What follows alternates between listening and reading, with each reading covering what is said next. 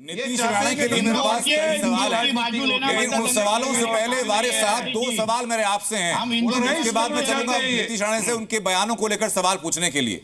वारिस साहब मुझे बताइए, कानून से चलेंगे आप तो। एक सेकंड वारिस साहब, आपने कंडेम करने की बात की तो मैं आप ही के पास में आ रहा हूं। आपने कहा कि मैं सर तंसुदा के नारे कंडेम करता हूं, बहुत अच्छी बात है। अब मुझे बताइए, मांड्या, सूरत, अकोला गणेश विसर्जन की यात्राओं पर पत्थरबाजी होती है, उसके पहले हरियाणा के नूह में रामनवमी पर उस प्रोसेशन पर पत्थरबाजी की जाती है, प्रोसेशन को तोड़ दिया जाता है, गणेश मूर्ति को तोड़ दिया जाता है। चाहिए आपको दिख गया? सुनिए, अरे एंकर साहब सुनिए, अभी आपको दिख गया। और वो जो रथ यात्रा निकाल के नहीं हिंदू महासभा की यात्रा निकाल और कुछ आप दिखाएंगे, जवाब देने के बाद चिल्लाते हैं भारत का बच्चा ये करेगा, जय सर करेगा, वो तब क्या होता है? मैं कह रहा हूं कुछ और जवाब दिखाएंगे और इस बटान को जवाब देने के बाद बताइए क्या होता है। अब मुझे बताइए कि गणेश विसर्जन पर, रामनवमी पर, हनुमान जयंती पर पत्थरबाजी क्यों होती है? सुनिए, एक और घटना बताता हूं सर, पत्थर मारा, एक और घटना बताता हूं पठान साहब, उसके बाद जवाब दीजिएगा। अरे आप 12 वफात का जुलूस निकला, सबसे बड़ा उस जुलूस के रास्ते में एक शनि मंदिर था, जब तक जुलूस वहां से शुरू हुआ मंदिर था, जुलूस खत्म हुआ मंदिर टूटा हुआ। नीचे जाने सही बोला, खाली बेकार का बीच में आ गए। आप तो सुन ही नहीं रहे बोलने के लिए, हम लोग को 1 to 1 कर लिए होते तो अच्छा होता। सुनिए मेरी बात, सर तन से जुदा का नारे का मैं कंडेम करता हूं। तो सही लगा आपने गणपति विसर्जन में मारा, कंडेम करता हूं। कायदा कानून है, उसके खिलाफ करेगा। आप कंडेम करिए, मस्जिद के सामने जो 2 लाउड आवाज में डीजे बजाया जाता है और मस्जिद के मीनारे के ऊपर भगवा झंडा फहराने की कोशिश करते हैं, उनको क्यों कंडेम नहीं करते आप? उनसे क्यों मोहब्बत है आपको? एंकर साहब बताइए, चलो मेरे को, क्यों आप कंडेम नहीं करते कि मस्जिद के सामने चिल्लाया जाता है? अरे भारत का बच्चा जय सर कहेगा, मुल्ले काटे जाएंगे, राम राम चिल्लाएंगे, ये सब क्यों चिल्लाते हैं फिर वहां पे? तब कंडेमनेशन नहीं होता। मतलब खाली मुसलमान है तो उसको ही कंडेम करना है, मुसलमान है तो सजा उसी को मिलेगी। अगर हमारा हिंदू भाई तो नहीं, और बहुत से हिंदू भाई ये सब चीज में राजी नहीं है। हमारे बहुत से हिंदू भाई हमको बोलते हैं, वारिस भाई हम ये चीजों के खिलाफ है, हम नहीं चाहते कि इस तरह की भाषणबाजी करे। सामने बैठे मैं बोल रहा हूं, वो खुद बोलते हैं कि हम नहीं चाहते कि वो दंगा फैलाने की बात करे, भड़काऊ भाषण दे, सुप्रीम कोर्ट की गाइडलाइंस का वायलेशन करे, उन पे एफआईआर भी हो जाए, कोई अरेस्ट भी नहीं करता इनको। देखो मस्त टीवी के ऊपर बैठ के इंटरव्यू दे रहे, देखो ना देश की खूबसूरती, देखो संविधान की, क्योंकि मैं कुछ गलत ही नहीं बोल रहा हूं तो, जिसके ऊपर इतने सारे मेरे साथ डिबेट कर रहे। देखिए 15 मिनट इतने सारे एफआईआर से लेकर के 24 घंटे पुलिस हटाने के नारे, 24 घंटे के लिए हटा प्रोसेस है। अरे भाई 24 घंटे में हटा के किस किस को मार डालेंगे? नीतीश भाई मार डालो, आके क्या कर सकते? मार डालो, देखेंगे। आप ये भड़काऊ भाषण दिया, जिहादी को तो मार नहीं होगा। मस्जिद में घुस घुस के चुन चुन के मारेंगे। अरे भाई क्यों मारेंगे भाई? क्या है बाबा, ये कभी बंद होने वाला है? हम बात जाएंगे स्ट्रेचर पे, कोई बैठेगा तो नहीं, बैठेगा तो अब आपने सवाल दागिए, बच्चे उड़ जाएंगे। को जवाब देने दीजिए। फिर कोई चुप बैठेगा क्या? पहला आरोप है जो मस्जिद के अंदर घुस करके चुन चुन कर काटने वाला जो बयान रहा, उसके ऊपर। दूसरा 24 घंटे के लिए पुलिस हटाने को लेकर क्या आरोप? मैं मेरे धर्म के लिए बात कर रहा हूँ, इनका आरोप का जवाब देने के लिए मैं बैठा नहीं हूँ। ये देखो दूसरा विषय ऐसा है, बात करो इनके, अभी देखिए ये बात, वरीन जी जरा 2 मिनट रुके, आपका सुना ना मैंने। दूसरा विषय ऐसा है, जब मैंने मस्जिद की बात बोली थी, मैं आपको बता रहा हूँ, अगर हमारे रामगिरी महाराज की तरफ किसी ने गलत आंख उठाई तो, क्योंकि रामगिरी महाराज ने जो कहा वो इनके संविधान में बोल रहे थे, उसको अरेस्ट करो। ऑलरेडी अरे हमको एफआईआर की, हमको प्रोटेस्ट किए, अरेस्ट करो उनको, जाके मारो ना। उन्होंने भी आपके वहां जाओ ना, मलेशिया जाओ, इधर इंडिया में क्यों वातावरण कर रहे हो? महाराष्ट्र में क्यों मारने की बात कर रहे हो आप? और आपके मस्जिदों में जहां भी है आप जाओ ना, वहां जिहादी जो अलग अलग वेपन रखते हैं, अलग अलग तलवार रखते हैं, किधर रखा है? के आंदोलन रखा है? चलो बताओ मेरे को, मस्जिद में वैसे ही आपने एलिगेशन लगाया, बताओ मेरे को, धारावी की मस्जिद में वेपन था क्या? बाहर आए थे तो आप बताओ, ये पहले आप बताओ, धारावी की मस्जिद में वेपन था? ये आपकी बातें आदत नहीं है। नीतीश राणे ने आपकी बातें सुनी, अब जितने सवाल आपने पूछे हैं बिना जवाब दिए रह जाएंगे तो सर मजा नहीं आएगा ना। फिर अपने सवालों का जवाब सुनने वाले बताना, आप हिम्मत रखो सुनने के लिए। तो मेरा मुद्दा ऐसा है, इनको अपने जो इनके समाज के जो जिहादी सोच के जो लोग है ना, जो इधर आके जो आज रास्ते पे सारे जो उतरे थे ना, ये सब जिहादी सोच के लोग हैं। तब बांग्लादेशी रोहिंग्या और ये सब आके मुंबई में ये लोग बसाते, और इन लोग मुंबई में इस तरीके से लैंड जिहाद करते, और जब भी इस तरीके का लीगल चीजें कोई बात करते हैं तब ये लोग आके प्रोटेक्शन उन लोग को देते हैं। उसके वजह से आज मुंबई में जो अलग अलग तरीके से क्राइम बढ़ रहा है उससे सबसे बड़े जिम्मेदार लोग सब लोग हैं। इसलिए वारी जी को बोलता हूँ, हाँ बांग्लादेश, अरे नहीं, आप सपोर्ट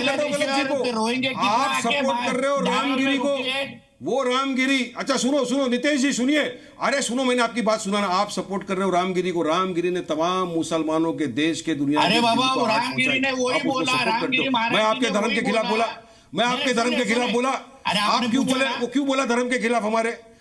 अभी सुनिए, एफआईआर तो अरेस्ट नहीं करते आप लोग उसको, आप तो सत्ता में बैठे हैं ना, आप सत्ता में हो, आपके पिताजी इतने बड़े एक्स सीएम रह चुके हैं, आज एमपी है, क्यों रामगिरी को प्रोटेक्शन दे रहे हैं आप? चलो बताइए मेरे को, क्यों अरेस्ट नहीं करते? बताइए। सुनिए वारी जी, जो रामगिरी महाराज जी ने बोला, जो परम पूज्य रामगिरी महाराज जी ने बोला, वही आपके जाकिर नाइक ने भी बोला है, आपके 100 और दूसरे मुस्लिम स्कॉलर लोगों ने बोला है, आपके मोहम्मद पैगंबर जी के बारे में बोलने का मंशा क्या था? नीतीश राणे धार्मिक भावनाओं का बोला, आपका मंशा क्या था? आपने बोला मस्जिद में, ये हम लोग बॉटम लाइन के मस्जिदों में तलवार के विरोध हो सकता है। आपने बोला सारे नीतीश राणे वारिस पठान की विचारधारा से या वारिस पठान नीतीश राणे की विचारधारा से सहमत हूं ना हूं, वो ठीक है। धर्म की डेडलाइन हम लोग रखेंगे सर, कि किसी के धर्म पर अटैक ना करें, इतनी डेडलाइन कम से कम बॉटम लाइन रखनी पड़ेगी। विचारधारा को लेकर के चाहे जितनी आप बातें रख सकते हैं, धार्मिक धर्म पे अटैक नहीं कर रहा है, सच्चाई बता रहे। नहीं, वो किसी की भावना को आहत करने का मतलब नहीं बता रहे, कोई उससे कोई उससे हल नहीं करने वाला। तो मैं अपने बुनियादी सवाल पर आ जाता हूं सर, और आप सपोर्ट कर रहे हो उसको पर रह गया था, बुनियादी सवाल पर आ जाता हूं। हमको आगे जाना, मेरा फ्लाइट है जी।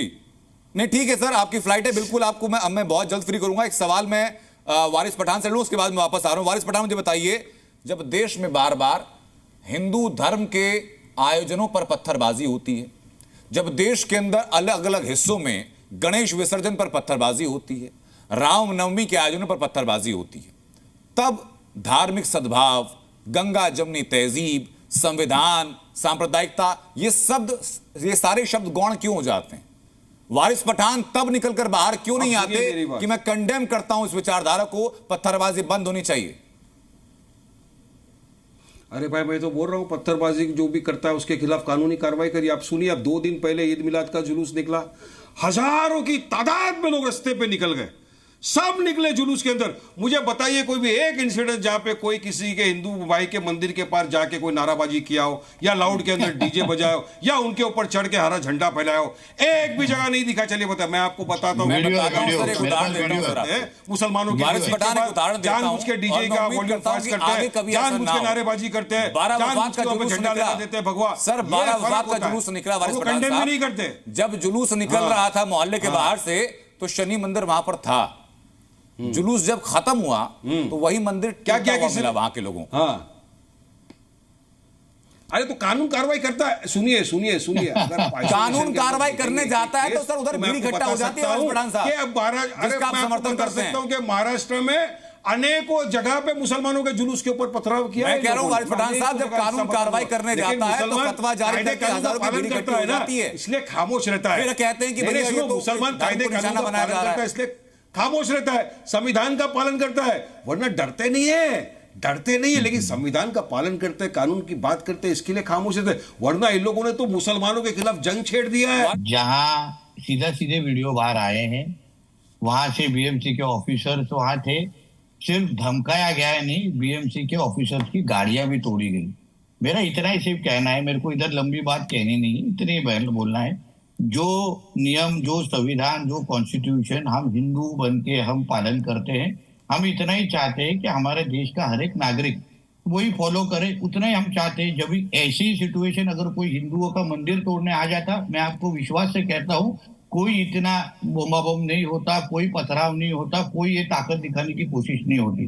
जैसे वारिस जी बोल रही है ना, वारिस जी बोल रहे हैं, अभी ये सब खुद की ताकत दिखाने की इधर कोशिश हो रहे।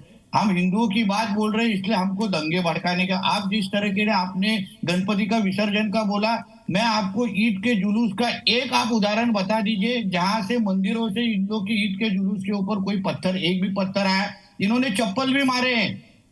मगर मुझे इतना ही कहना किसी ने है किसी के मंदिर के पास जाके लाउड डीजे पे गया, ना किसी के मंदिर के ऊपर चढ़ के अपना झंडा ले रहा है, कुछ नहीं किया मुसलमानों ने।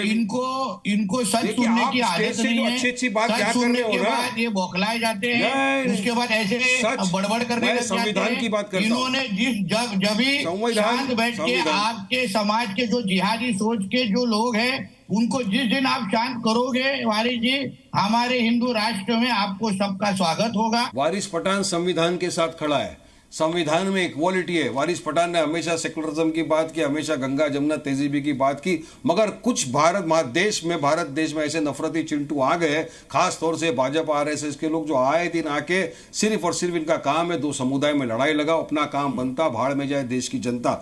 ऐसे लोग हैं, ऐसे लोगों के खिलाफ वारिस पठान बोलता था, बोलता है, बोलता रहेगा। हक मैं चर्चा को विराम दूंगा सर। एक फाइनल कमेंट धारावी को लेकर के बता दीजिए, वो भीड़ थी, दंगाई थे, प्रदर्शनकारी थे या कौन थे? वो स्थानिक लोग थे जिनकी भी आस्था भी जुड़ी हुई थी, मस्जिद का मसला था, लोग आए थे सिर्फ वहां पे चर्चा करने पुलिस प्रशासन से कि आप हमको 8 दिन का टाइम दीजिए, हम जो इलीगल अतिक्रमण है उसको अपने हाथ से हटा देंगे। ठीक है सर, बहुत बहुत शुक्रिया वारिस पठान, लोकल है, आपको क्या रोहिंग्या थोड़ी है, और हमारे हर सवाल का जवाब देने के लिए बहुत शुक्रिया।